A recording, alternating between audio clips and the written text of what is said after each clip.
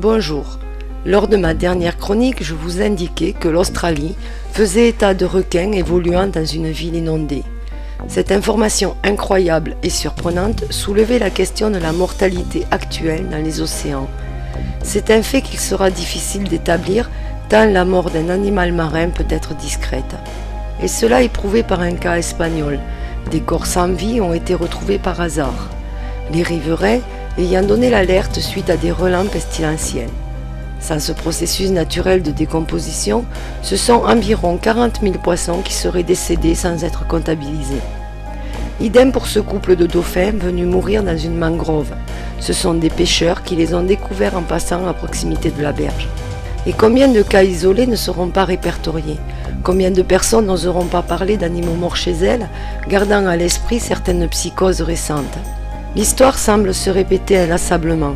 Souvenez-vous, quand BP a souillé le golfe du Mexique, je suivais avec vous cette catastrophe au jour le jour.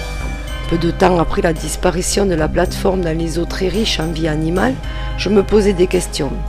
C'était la seule marée noire qui semblait si propre, si nette, comme si le pétrole partait de lui-même vers les bateaux chargés de le récupérer.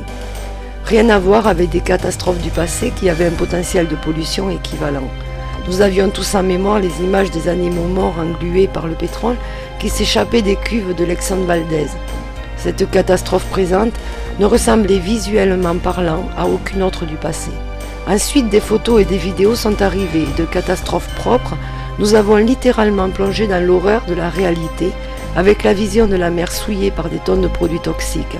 Nous avons assisté à des agonies d'animaux marins, à leur souffrance, à leur lutte pour vivre. La vérité est donc apparue au grand jour, personne ne pouvait l'ignorer car ces images faisaient le tour du monde.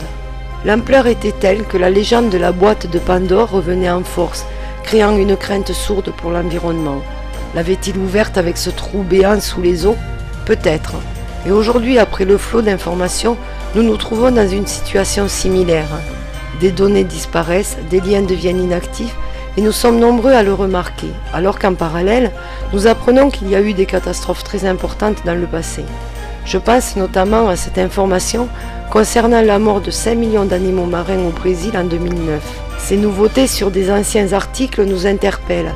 Vraie information ou vraie intoxication des recherches par la quantité? Tout comme ils nettoyaient les plages la nuit pour occulter la mortalité animale quand les cadavres arrivaient à terre, aujourd'hui ils nettoient le web et accusent les théoriciens du complot de divulguer des informations erronées, alors que les scientifiques ne peuvent donner aucune explication logique et rationnelle, fermant la porte catégoriquement aux autres chercheurs qui ont comme moteur la passion de la vérité.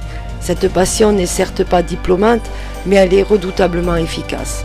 Pourquoi donc cacher des événements normaux qui n'auraient que des causes normales, si ce n'est pour que nous restions dans l'ignorance le plus longtemps possible? Habituellement, cette action entraîne une envie de partager encore plus puissante. Les langues vont se délier, les liens vont se transmettre et les communautés s'organiser. Aussi, si nous pouvons d'ores et déjà tout envisager du meilleur vers le pire, y compris des essais d'armes chimiques ou un dérèglement planétaire, il est sûr que nous arriverons à comprendre ce qui se passe grâce à la solidarité sans faille de tous les veilleurs. Pour vous aider dans ce sens, je me propose d'aborder avec vous toutes les théories trouvées sur Internet dans les prochains jours. Merci de m'avoir écouté et c'est avec plaisir que je vous retrouverai ici ou sur mon blog très bientôt.